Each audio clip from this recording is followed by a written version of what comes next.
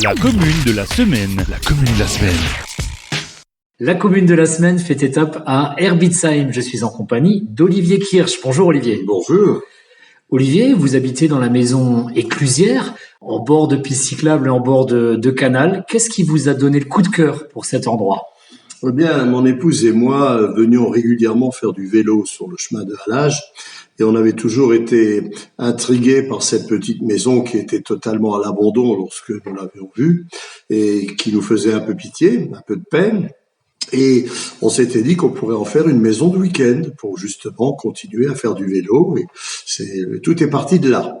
Est-ce que c'est parce que vous êtes un amoureux du patrimoine que vous avez eu envie de redonner du lustre à ce bâtiment qui appartient aux Voies navigables de France ? Oui, ça sans aucun doute. C'est-à-dire que bon, je n'ai pas les moyens de restaurer un château, mais sinon on se serait peut-être attaqué à ça. Surtout que dans la famille, on a déjà des cas.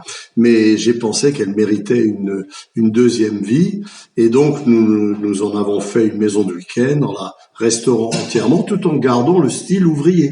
C'était la maison d'un ouvrier qui était l'éclusier qui ouvrait et fermait les écluses. Nous n'avons pas voulu en faire un pavillon fantaisie, vous voyez. On connaissait la chanson avec Maxime Le Forestier, la fameuse Maison Bleue, où vous avez opté pour le vert. Le vert parce que vous êtes aussi un battant, vous êtes quelqu'un qui aime cette couleur de l'espoir ? En réalité, tout simplement, ma femme Michel trouvait que le vert était ce qui symbolisait le mieux la nature. Et je sais pas si vous avez remarqué, mais il y a des centaines de vers. Allez dans une forêt, vous verrez des vers sombres plus clairs, etc. Donc, ce qui est bien, c'est qu'on n'a pas une seule teinte de vert, mais différentes teintes de vert. Mais c'est vrai que la maison est verte, totalement. Une maison qui s'apparente parfois presque à un musée. Alors, pas un musée figé qui ne bouge pas, car la musique y est très présente, on y reviendra, mais vous avez toute une collection d'autographes de grands personnages qui ont jalonné l'histoire notamment. Alors, si vous voulez, d'abord, c'était notre maison de week-end et on a eu envie de s'y installer définitivement. Et à ce moment-là, nous avons rajouté une aile, tout en gardant le caractère industriel de l'extérieur, et j'en ai profité pour pouvoir enfin exposer ma collection, parce que, comme vous le dites, ça fait 50 ans que je réunis les autographes qui vont de Chateaubriand à Victor Hugo, en passant par Zola, Balzac, De Gaulle, Eisenhower, Churchill et beaucoup d'autres. Alors, c'est difficile de faire un choix, on le sait, hein. Quand il s'agit de choisir, on renonce, hein, ça va de soi. Est-ce que parmi tous ces autographes, là, si vous deviez quitter votre maison Éclusière, aller sur une île déserte, lequel emmèneriez-vous ? Oh, peut-être le préambule imprimé des mémoires du général de Gaulle, où il a rectifié certains passages et qu'il a signé avec le bon à tirer. Donc les mémoires de guerre du général de Gaulle, c'est quelque chose, puisque je me considère comme gaulliste, qui pour moi est important. Alors ça va en faire sourire certains parce que gaulliste, ça va pas forcément avec rocker, en tout cas dans l'imaginaire collectif, vous le savez très bien.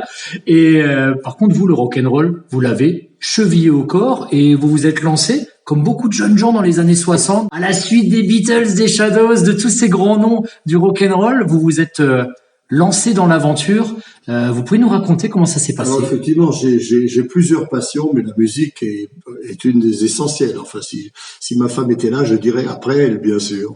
On peut le dire même si elle n'est pas là. En tout cas, oui, j'ai été passionné par le rock en 65, à l'âge de 13 ans. Et j'ai d'abord chanté avec un groupe qui s'appelait les Jets, qui existe toujours, il joue un peu moins maintenant.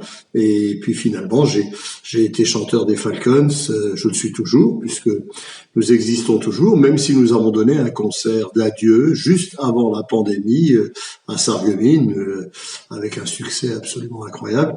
Donc ce groupe a existé plus d'un demi-siècle, ce qui est assez unique en France, et c'est une passion absolue.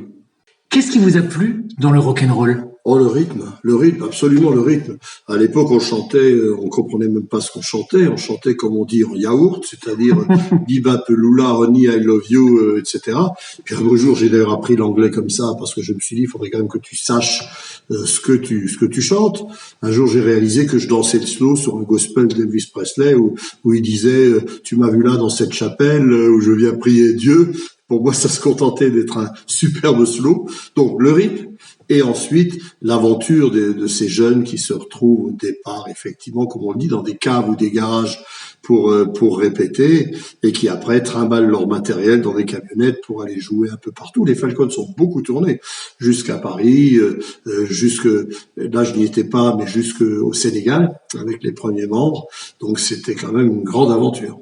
Et vous l'avez dit, vous vous êtes lancé dans l'aventure rock quand vous étiez un jeune adolescent, 13 ans. Est-ce que c'était déjà une façon de dire, j'ai envie de faire quelque chose, je vais me prendre en main et je vais le faire? C'était déjà une façon de casser les codes. Quand j'arrivais avec les cheveux longs le lundi matin au lycée de Sarreguemines, on me disait, il faut absolument couper ça. Mon père était médecin, alors on me disait, on peut pas dire du fils du docteur Kirsch que ça fait sale, parce qu'à l'époque, cheveux longs égale sale, donc on va pas vous dire ça, mais il faut quand même les couper. Donc j'étais un rebelle, entre guillemets, parce que bien sûr, il n'y avait pas grand-chose comme risque, mais c'était certainement une volonté de se démarquer de la société de l'époque, qui était quand même un peu plan-plan. La commune de la semaine n'aborde pas beaucoup la politique. Il n'y a pas d'interview politique à proprement parler dans la commune de la semaine. Mais vous avez une longue carrière d'homme politique derrière vous. Est-ce que ce côté rock'n'roll, ça vous a permis de garder une distance quand vous avez croisé des grands noms, des Jean-Claude Juncker, Nicolas Sarkozy, François Hollande aussi que vous avez croisé. Est-ce que ça vous a permis de garder les pieds sur terre, les pieds en Alsace-Moselle? Oui, absolument. D'abord, j'ai connu Nicolas Sarkozy en fac de droit et il avait 18 ans. Depuis, nous sommes restés très amis, on n'a jamais perdu le contact. Quand il était ministre, mais aussi quand il a été battu, il est quand même passé par des périodes un peu difficiles. En tout cas, deux choses. D'abord, la musique et à ceci de particulier avec la politique, c'est que quand on fait un discours, on peut dire il y a 2 millions de chômeurs, pardon, 3. Et ça passe, parce que parfois ça peut même être un lapsus. Ça sera peut-être dans un bêtisier, mais enfin c'est tout.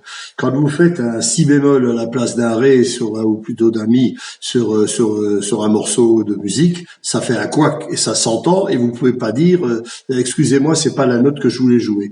Donc chez les gens, il y a un sentiment de sincérité avec la musique que je n'ai jamais retrouvé dans la politique, surtout pas en ce moment, puisque les gens ne croient plus les hommes politiques. Alors que quand on entend un artiste qui se produit et qui fait de la bonne musique, il y a un sentiment de sincérité.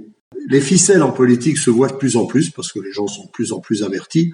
Et en musique, alors bien sûr, le studio, c'est une chose, mais la musique live, c'est sans aucun doute quelque chose que les gens ressentent au plus profond d'eux-mêmes avec une sincérité. Est-ce à dire que c'est quand vous êtes derrière votre micro ou derrière votre piano que vous vous sentez le plus vivant? Ah oui, sans aucun doute, sans aucun doute. J'ai été victime d'un AVC il y a quelques mois et comme vous l'avez constaté, j'ai totalement récupéré alors que je ne pouvais plus bouger le côté droit et c'est la musique qui m'a sauvé. Je veux dire, j'ai commencé à retravailler mes doigts jusqu'à ce que j'arrive à jouer. Donc la musique est un formidable moteur. Et ce que je vous propose, c'est, pourquoi pas, si vous êtes d'accord, Olivier, de se quitter avec un morceau de Fats Domino, ça vous dit? Écoutez, avec grand plaisir, mais je voudrais d'abord dire un dernier mot, si vous le permettez, sur Herbitsheim, parce que quand même, c'est la commune qui est à l'honneur et pas moi. Herbitsheim est une commune où il fait terriblement bon vivre, où il y a à peu près tout, et figurez-vous que pendant des années, je partais à 7 heures du matin, ce qui est un horaire tout à fait normal, prendre le TGV à Metz à 8h30, j'arrivais à Paris à 10h, j'allais travailler à côté de la Tour Eiffel au Conseil économique et social, et j'étais à 20h dans mon canapé pour regarder les infos. Vous voyez que, contrairement à ce que pensent parfois les Parisiens, on n'est pas du tout im Arsch der Welt, comme le disent pas les Parisiens, mais plutôt nous ici. Voilà. Donc Herbitsheim vous a permis de garder une connexion avec le monde réel, entre guillemets. Exactement.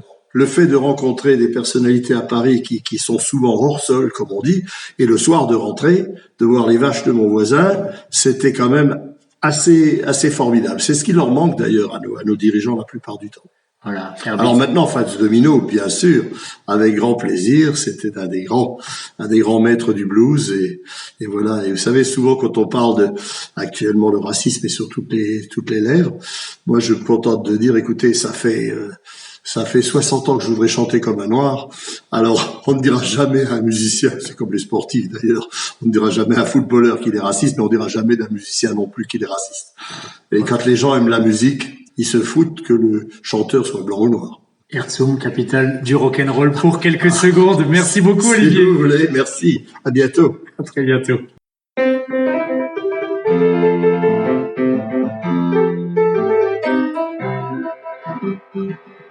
I found my thrill Oh, blueberry hill.